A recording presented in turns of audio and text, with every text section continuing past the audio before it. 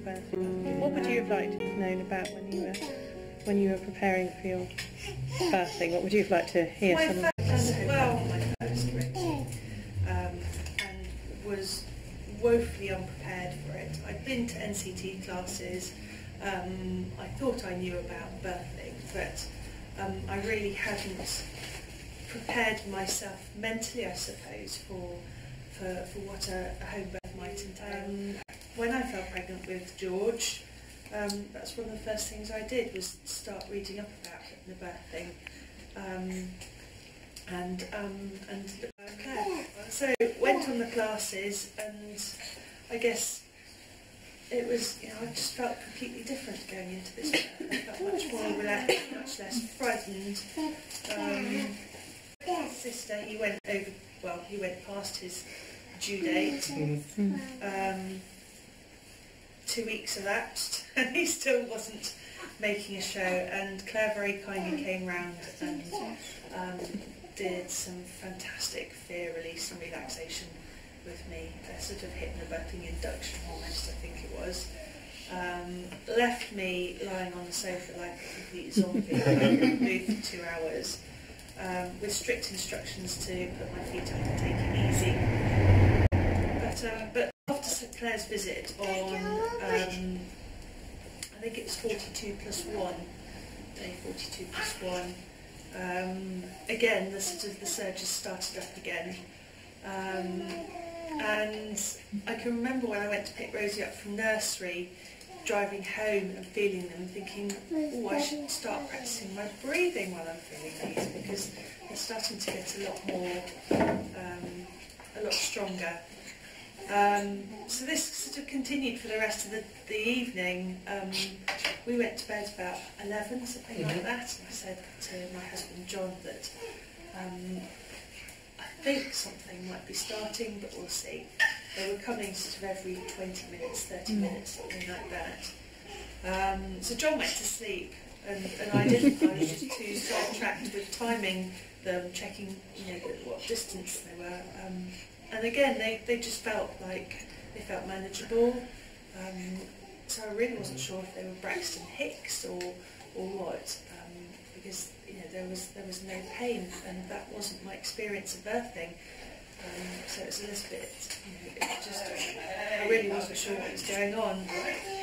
It got to about 1:30, 2 o'clock in the morning, and they were coming every 6 minutes, 5 to 6 minutes. And even then I was debating with myself whether or not to wake John up. Wasn't sure what to do. Do I wake him up or do I keep going? And I thought, this is silly, they are regular. I'm birthing now. So I woke John up and said, let's move downstairs. We had the birth pool blown up in our dining room.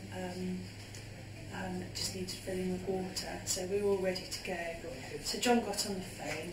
My mother came round to collect Rosie, and he called the hospital to send out a midwife. So Amanda arrived, must have been 2:30, examined me, and I was expecting her to say, it's just starting up, you're only 1 centimetre or something. I wasn't, I was 5 centimetres and in active birth.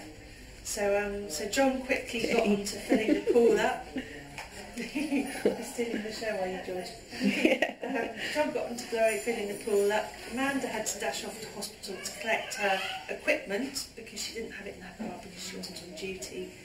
And then it all flew by from that moment, really.